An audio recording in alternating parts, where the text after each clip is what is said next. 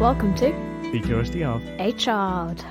episode 37, I think. Yeah, I think so. I am going to be the lead of this episode, hopefully. And we are doing castles and how they've sort of evolved and developed. So this is actually for my school. It's a little bit of homework. It's on Norman castles and different types. And their development and why and how they changed. Yep. So, let's get in to the episode.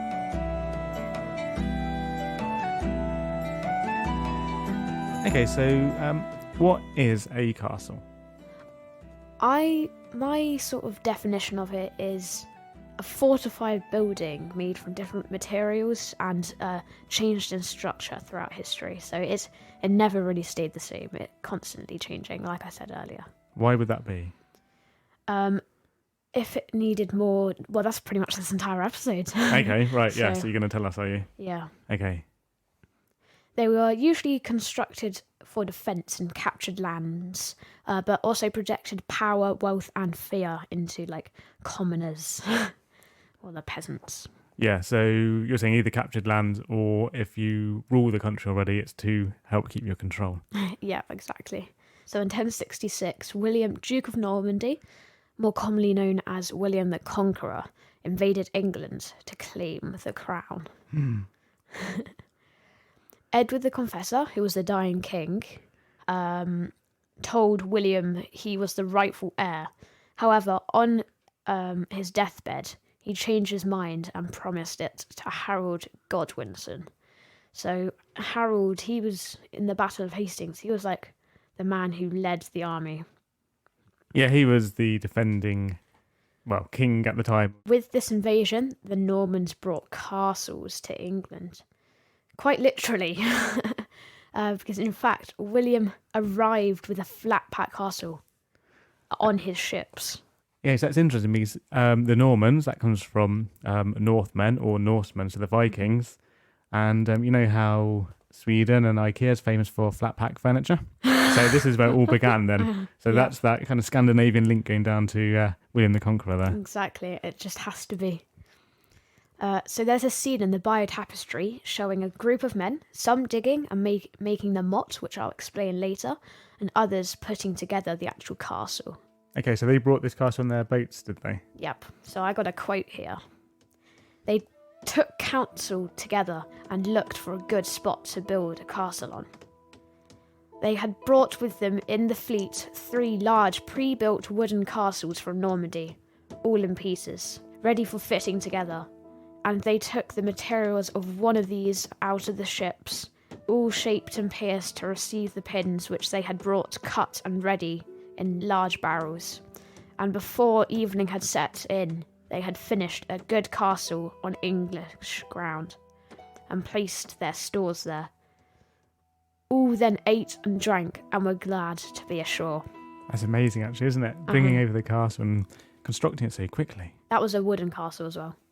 So we've got a picture here, which I just explained, pretty much with that quote. So there's some people digging, and others making the actual castle and making the mound or the motte.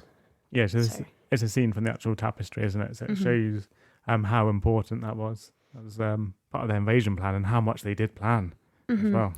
So that will be in the show notes, will it? Yes, Okay. it will. See, I know my stuff now. You do. So this type of castle was called a Mott and Bailey. It was the first castle introduced by the Normans, and they were easy to build and could be finished in only 8 days, or as we saw that flat pack one, not even a day, but that's with everything pre-produced. I've got a nice diagram of a Mott and Bailey here, and motte means mound, or I imagine it like that, so M for motte and M for mound, or B for Bailey or B for below. I can't think of any way to explain that. Kinda, or you just get it in your head. So a Mott and Bailey castle was in 2 parts. The motte was the mound, like I said. That's the higher up piece. It's like a hill and has a keep or a tower or a little castle, which was made of wood on top. And surrounding that castle at the top of the hill was a wooden palisade. So if they were attacked, they could retreat up the hill So it's much easier to defend like that because you got the height advantage. Mm-hmm. And the lower part is the Bailey, and this has almost like a miniature village. This was where maybe some soldiers would stay or some farmers, so they could self-sustain themselves if under siege. Because quite a common tactic for sieges was to just starve the inside, the people inside the castles. So maybe you'd definitely have a well, otherwise you'd not have any water. Some farmland, some stables, and surrounding that bailey or that little village was another great big palisade. Yes, a palisade is a wall, isn't it? Palisade, yeah, it's like a protective wall. Then you'd have a main gate or gatehouse with a drawbridge outside of that, and all the way around you'd have a moat or just a ditch. And what were they typically made of? They were primarily made of wood, because that was really easy to get, and it was not too expensive and much lighter than stone. Yeah, actually, there's a history of this type of fortification because you would hear stories of the Romans when they're on campaign. They would build probably a fairly similar structure, but without the motte, I don't think. They didn't have that mound. Because I think, didn't they often make the mounds themselves? The Normans? It was a man-made hill? Yeah, it was a man-made hill. Okay. So I guess they would use the earth that they dug from the moat or the ditch to make the motte. It's a bit confusing, motte. Yeah. And again, why do you think they would be useful if you are, say, the Normans invading England?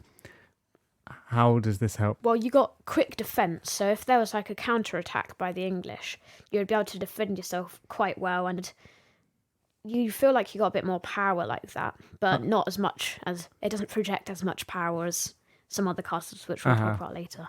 Yeah, and I guess it would be a place where you could keep your stores as well. So that prefabricated castle that they built, when they've then come ashore, they've been able to build that, and they've got a nice safe place to keep all their food and their horses and their equipment and things, haven't they? Then if they start building a network of these out all over the place, they're making little bastions that they can hide in and attack from, or whatever they're going to do. This isn't the only type of castle they built, is it? I mean, what did they do after that? They started building stone ones? Yep. I'll get into the stone castles in a second, but first we're going to say why wood and Mott and Bailey's weren't quite as good as some stone ones. Okay. They just weren't suitable, really. Like, they wouldn't last forever. And obviously they're wooden, so they'd rot easier. They couldn't survive as well against the elements compared to stone. And they're not as imposing as like a big, giant castle made of stone, where people would be looking down at you more instead of just trying to stick their head over a palisade. Yeah. And what sort of weapons would people be using against a castle, like a Mott and Bailey one? Fire. Definitely fire, because obviously wood burns. Yeah. So it's quite easy to siege, and wood is probably easier to knock down than stone. Yeah, if you can chop down a tree with an axe, you can probably chop down a palisade. Okay, so what do they do next then? How did they improve upon these early Mott and Bailey castles? So they soon developed into stone keep castles, which were already being built in Europe, so they weren't particularly new, they were just new in England. Okay, yeah. And I think you'll go over some pre-Norman castles later from the Anglo-Saxons, won't you? I did do a little bit of research, yeah. Okay. They were like an upgrade to the Mott and Bailey, which, whilst quick to build, weren't suitable for the Normans' permanent conquest. Stone keep castles are much stronger, and they introduced thicker, taller stone walls, which had arrow slits, giving a protective place to shoot from for the defending side. Okay, yeah. And when you picture a typical castle, you imagine soldiers walking along the top of the wall and all sorts, and the battlements. That helps with thicker walls as well. Yeah, battlements, like if you imagine the top of a castle, you have the almost studs coming out, and that would be if you're shooting. You would hide behind those if you're reloading an arrow or something, and then you'd turn out, so you got a bit more cover. The walls often had towers running along them, which developed from square to rounded towers as siege tactics changed. Okay, so why would that be? So if you were trying to put a ladder up to climb up the walls, it's harder to balance like on a round, Yeah. compared to a flat surface. And if you have arrow slits, maybe you could slip your arm through and push the ladder down or something easier. I'm not sure. Uh-huh. And undermining. What's undermining? Undermining is like where you dig a tunnel, a very cramped, dark tunnel, Mm-hmm. underneath the towers or walls to try get the walls to collapse so people above you find it easier to get through. Okay, this is the attackers trying to tunnel underneath the walls. So it's almost the Exactly. opposite of a prison escape. Exactly. So square towers were vulnerable to undermining, as I've said, and their corners would collapse much easier. So that's like a weak point in the design then. Exactly. So that's why I use rounded towers, which don't have any corners, Mm-hmm. and were much stronger and more difficult to attack because of their shape. Yeah. Actually, I took you out into the garden and I gave you a spade, didn't I? So we're in the garden now, where Anton has... Well, what do you have? I have a shovel. And what are you going to do with that? Dig. Yeah, you're going to try undermining, aren't you? You're going to Yeah. undermine the house to see you can experience maybe what it'd be like. Whilst I'm doing that, what actually is undermining? Okay, undermining would be where the attackers of a castle, they would try and dig down under the walls, so to try and make it collapse. And what they'd also often do is light a fire down there. But could you imagine being in a dark tunnel, and that you just dug, a very crude one as well? No, especially when there's probably people coming up behind you or doing a counter tunnel or something. And there's literally a siege going on just above you. Yeah, so you're probably hungry, you haven't eaten very well, you've been sleeping in a tent, maybe the siege has been going on for months. So it's that difficult. Yeah. Yes. Hard. Can't get there. And then you see that big pile of rocks over there? Yeah. Yeah. So those are then being pelted at you, okay? So there's people up, imagine somebody up in your bedroom window, throwing those rocks at you. That wouldn't be very pleasant. No, and then when you've made your tunnel under the castle, probably really small and damp, and you're carrying maybe a weapon in there with you, and then you come across another tunnel from the defenders, and what they're going to try and do to you? Kill you. Yeah, so they're going to be beating as well, aren't they? And you're going to have a fight in the dark under the castle. And then even if the castle walls start coming down and you're in that tunnel, what's going to happen to you? You get squish. Yeah. So not particularly nice experience, is it? No. So how's your tunnel coming along? So far I've done a couple of centimetres. Do you think you're going to manage to undermine the house? No. Are you going to keep going? No. Because we're actually planning to do Vale Castle after this. This is your practice. Oh, okay. I'll see you in a couple of years.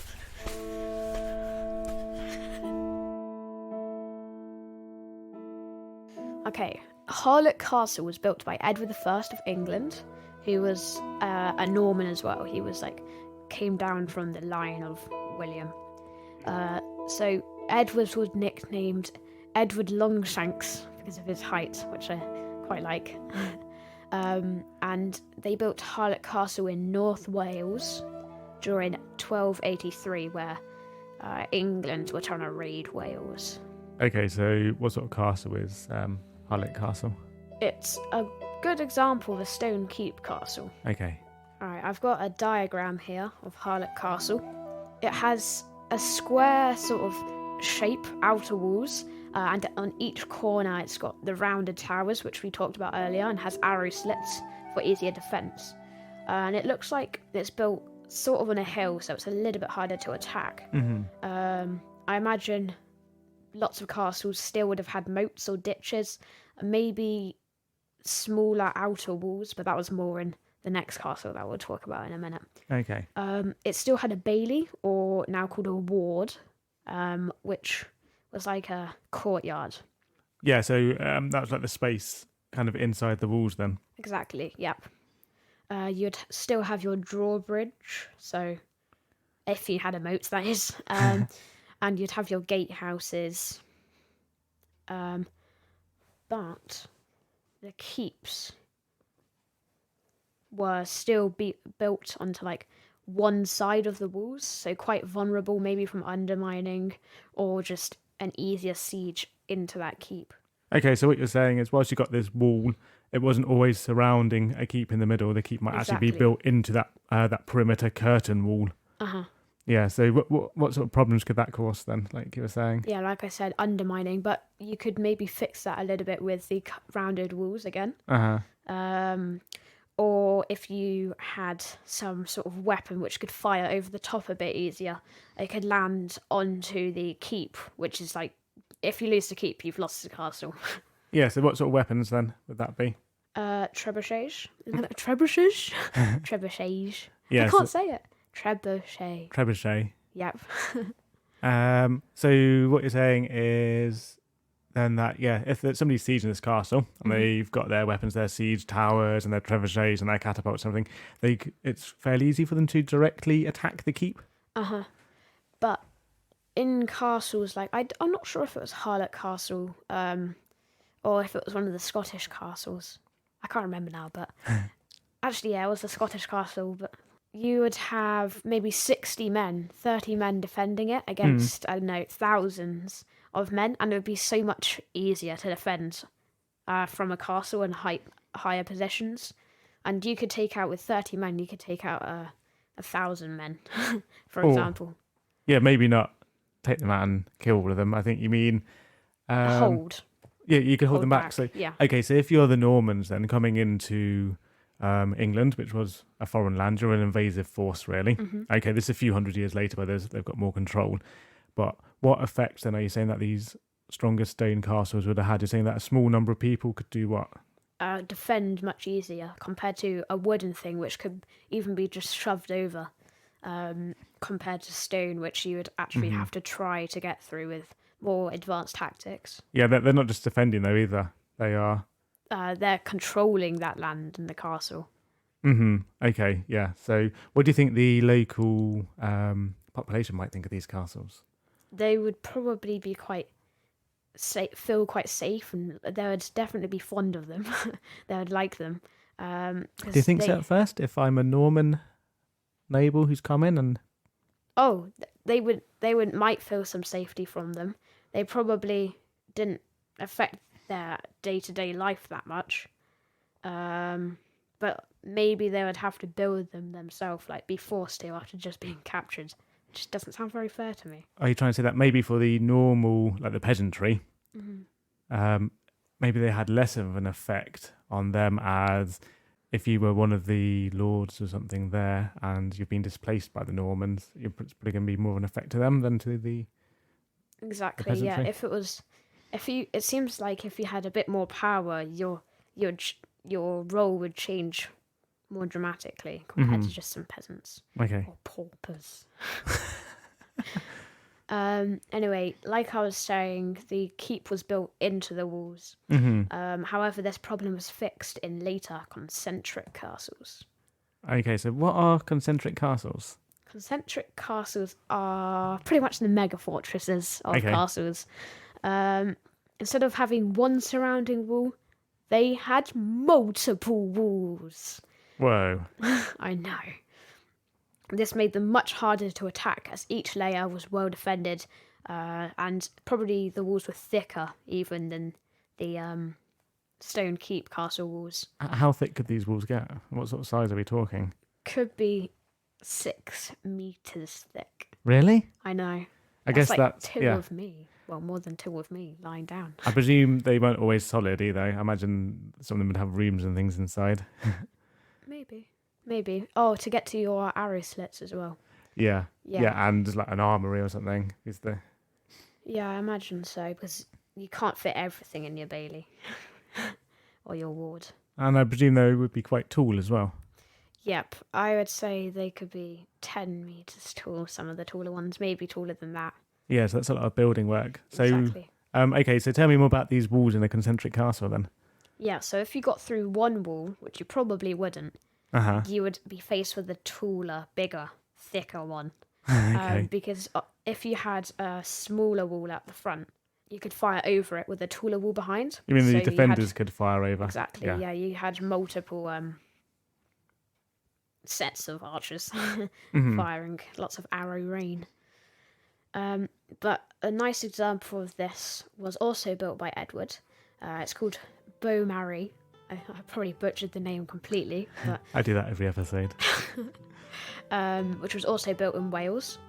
But it was so expensive that Edward nearly bankrupt England. Whoa, I don't think it's just this castle though, was it? He was on a bit of a castle building spree. Yeah, he was a little bit addicted to castles. I think he just enjoyed seeing the power. Yeah. And we'll explain a little bit about how it signified wealth in a minute. Okay. But I'm just going to explain Beaumaris.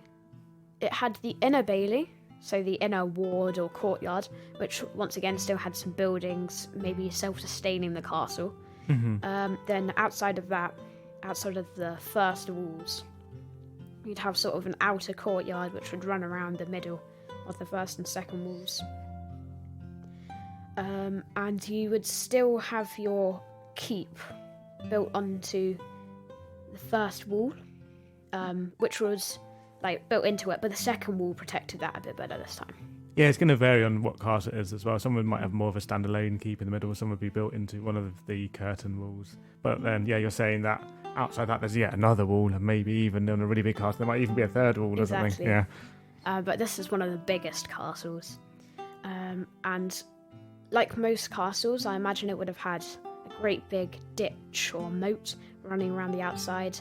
Then there'd be the first curtain wall, which is just a wall really running around. And on each corner again, you would have rounded towers. And around the gatehouse or the drawbridge, you would have a couple of towers for protection. If someone was trying to get through that drawbridge, you could have people shooting them from the side if you had arrow slits and those towers sticking out. And also about midway, this is just from the Beaumaris castle that I'm looking at the moment, you had some drum towers, which were basically half a tower stuck onto the wall. Okay. And then you would go into the outer bailey, which I've explained, which was the gap between the first and second wall. Then you would go into a smaller but taller, smaller but taller and probably thicker wall. So between the walls then there'd be quite an enclosed space then maybe. So if you are stuck in the middle of there, everybody's going to be really high up around you if you're trying to attack and you've got a breach that first wall. You would probably get stones thrown at you. It would be quite nasty. I mean, I'm trying to decide, would I rather be in that outer bailey or undermining? Because you got a tiny bit of safety from undermining, because maybe there's something above you which might protect your head a little bit, but I'm not sure. And then you would have more towers. In fact, there's almost too many towers on this. And then the inner bailey and a great big keep. What's special about a castle then compared to something like just a fort? Is there a difference? Castles were like the grand homes of lords. Okay.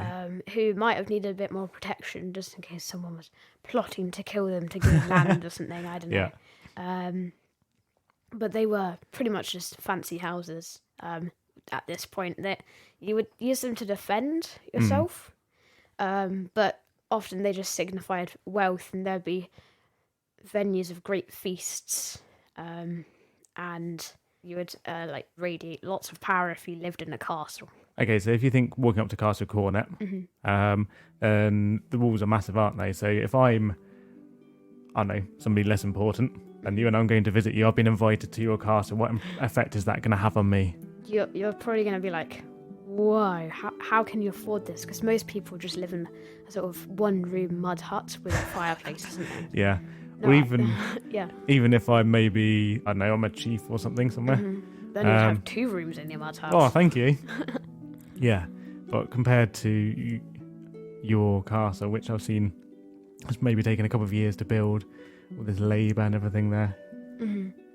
I think you would be very stunned and awestruck, maybe. Yeah, awestruck. That's probably the right word. Particularly, like you were saying, there wasn't really much in way of these type of Norman castles in England before the invasion, so it's a Exactly. real change of the landscape, isn't it? So what sort of places would they build them in then?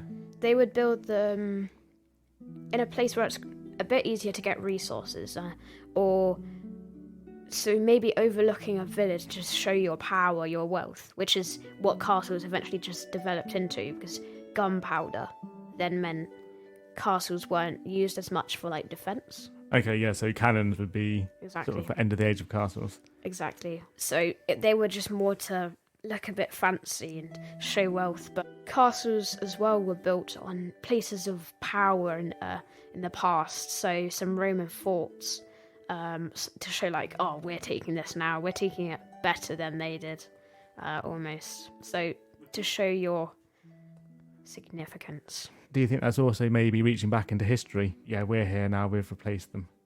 I mean, that's probably helped some historians now. They've got a double whammy on that one. They've found a castle and they've also found a Roman fort. Oh, Well, so long as they didn't destroy it when they're building. oh yeah.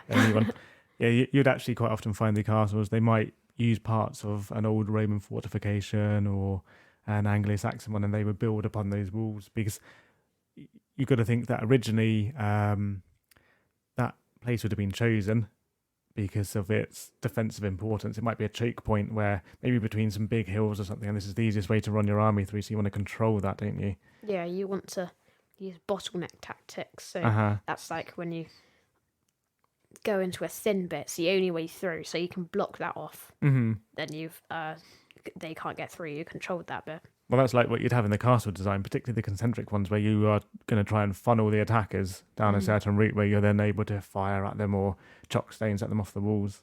Castles would also be built on like natural hills instead of Mm-hmm. motte hills, which are the man-made ones. So it's easier for the defenders, because running up a hill, that's hard. Particularly if you've got some armor on and carrying a sword. And I've it's muddy. got a friend who's very good at running, but he says he never wants to run up a hill. He just was like, oh, why? How many castles were built then? Were there just, I know, 10 or what? Quite a lot. I'm not sure an exact number, but it's probably over 1,000 at least. Yeah, so that's a lot. All built in very like powerful places, and you would quite often see them built along the coasts. I will be Richard the First. Nice. I've died now. My brother John, he's taken the throne. And are all of his nobles happy with him? No. So what problems are going to happen from all these castles then? At war, are they good? Can he control the country through his castles or what? Maybe his nobles control some of those castles, so that wouldn't be great, would it? If it's you want to get your country, it's going to be harder attacking a castle compared to just attacking a couple of men just standing in a field. Okay, yeah, so this big castle building spree that's happened, all over the country at first it was used to control and take over the country, and now... We'll go into the Scotland bit in a minute. If you've lost your castle, it's a lot harder to get back. So when England invaded Scotland, they got really far. They even got to the final castle. If they took that castle, they would have Scotland. They were very, very close to taking it, but didn't quite get it. And eventually Scotland pushed them back when they took back the castle. So if they thought, oh no, we've lost this castle again, it's going to be a lot harder to get it back. We're going to sacrifice a lot of men to get it back. It would just be easier to tear down their castles. Okay, yeah, so they got rid of them. Exactly. And maybe if you're a king and you upset some of your nobles and they've all got their castles and they band together against you, it's really hard for you to wrestle back control, isn't it? Exactly. Particularly, like you said, you could have, 30, 50 men or something, and they can hold off a sieging army. That's why castles eventually just evolved into palaces and just signs of wealth and money, especially with the feasts that they held there as well. There were lots of special exotic foods that they brought over that a commoner would not be able to afford, like a pineapple. Actually, yeah, the pineapple's got an amazing history of. Oh, we should do that. I know a book about pineapples. So, is there anything else you want to tell me about forts and castles or not? Actually, maybe we should sum it up a little bit. Yeah. But we've sort of covered how castles have evolved from a Mott and Bailey, a quick fort or defensive position that you could quickly put up to get quick power.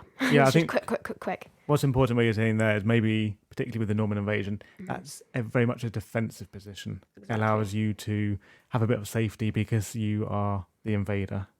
Instead of sleeping in tents, you sleep in a bailey, which is much nicer. Yeah. And then it goes on to the stone keeps, which were a heavier protected, more fortified building, which were a bit more permanent, and they showed power. Would you say that's not so much about defense, it's more about control now? More control, yep. I mean, a little bit about defense. Then you go on to your concentric, which is mega fortresses, which probably weren't necessary but were cool to look at. And they were signs of wealth and power, and eventually it would go into castles which were only made for wealth, only made for power. And eventually castles died away as gunpowder and cannons came in, which destroyed walls much easier. Yeah, and if you built this great big castle, you're saying, we're here to stay, this is our land. Exactly, just like that. And also castles, they would give a little bit of housing, like we said, it's houses for lords, but maybe there could be houses built around, so it's easier for like the lead masons, who were the project managers, to get to the castle in the morning instead of walking all the way from the other side of town, for example. And it would also give jobs, so there would be loads and loads of carpenters and carters, even lots of people, and the people making having to castles. feed them and clothe them and all sorts. Yeah, so you would actually get an economy building up around a castle. Some of them might have been just built in a defensive position, but over time you would start to get a village or a town built around them. I think it's important as well that people realise that the castles, they weren't just military, were they? They were also the people's homes, and the king or the lords might be living there. So what would it feel like if you are going to visit the king? Yep. King obviously being a person of high power, and let's say I'm just a peasant at the moment, and I'm walking through the gates, gradually going up and up past the portcullis and up some steps to the throne room of the keep, and you just keep going higher and higher up. It's like you're walking up the ranks of your positions, from peasant to slightly less peasantry peasant to chief to like a noble, and finally the king, who's always higher than you. He's got a better position than you. Yeah, it's like a hierarchy almost, isn't it? Actually built into the architecture.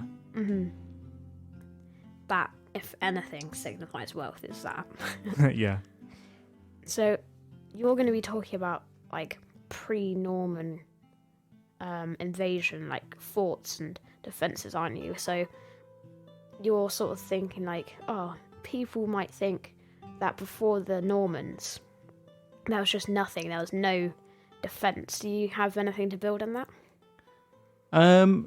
Yeah, because what you said there is the Normans came over and they brought castles, and then you think surely there must have been something before that. And I already mentioned Roman forts very briefly earlier, and how they would they could build them more when the Romans were on camp. They would build something like a Mott and Bailey, or maybe just the Bailey. And Alfred the Great, he actually set up a network of what were called boroughs around the country, and these were to help defend against the Viking invasions. And where a borough, which you will find still in place names today like Middlesbrough, where they differ from a castle is they were a much kind of larger scale structure. So castle, whilst they look big, and they are big and imposing, they are basically the castle was just it, isn't it? And whilst you might have some buildings inside it, there's not so many. But then a borough would be more like a fortified village. Yeah, I've heard of that. Or town. So you might have a fort built there, but then they'd also enclose the entire town in walls or in palisades. And the idea was every, I think it was 20 miles or 32 kilometres, there should be a borough somewhere. So no village in England should be further away from that. So if the Vikings attack, the local people could then go and hide behind these walls. So there was a history already of building fortifications in England, but not the castles which the Normans are famous for. So hopefully you can see the difference between, particularly I think if you're coming in as a force and you realise you can control a large area with a small number of men with a castle. Exactly. Imagine a castle is like an armoured tower. Imagine it a little bit like that. And then the borough is like an armoured village. A big wall around the village instead of just around a tower. Yeah. I'm not sure if that's how to explain it or not. And probably not quite as well defended either as a castle, which is so concentrated in what it's doing. It's the real essence. It's meant for that. Exactly. I think that is pretty much it. I mean, I'll just touch on the Normans invaded England and Guernsey were part of Normandy, so we won. We did, yeah. Let's see, Actually, if you look at our flag, there's the gold cross on the red cross, that's William the Conqueror's cross. It's probably got a proper name, which I don't know. I think we should just do our outro then. Yeah, so you happy with that? Yeah, I that was longer than expected. Yeah, well done. Hopefully I get a good mark on my thing. So please follow us on Twitter, At CurieChildPod. Facebook, At CurieChildPod. Instagram, At CurieChildPod. or visit our website. Yeah, the shop is shop.thecuriosityofachild.com, and then the website is thecuriosityofachild.com. That's right. And if you want a little bit of World War II history mixed with a bit of Minecraft, check out Anton's Minecraft channel, The Curiosity of Gaming, where he has some fabulous Minecraft builds. And you can email us at hello@thecuriosityofachild.com. And yep. And leave a review somewhere, please, would be fantastic. And subscribe or follow the podcast on your podcatcher of choice. Anyway, thank you very much for listening. It's actually good to have an Anton-led episode here, because part of the reason we started this podcast was to expand upon your homework as well. Thank you very much, and stay curious. Love you, bye. Bye.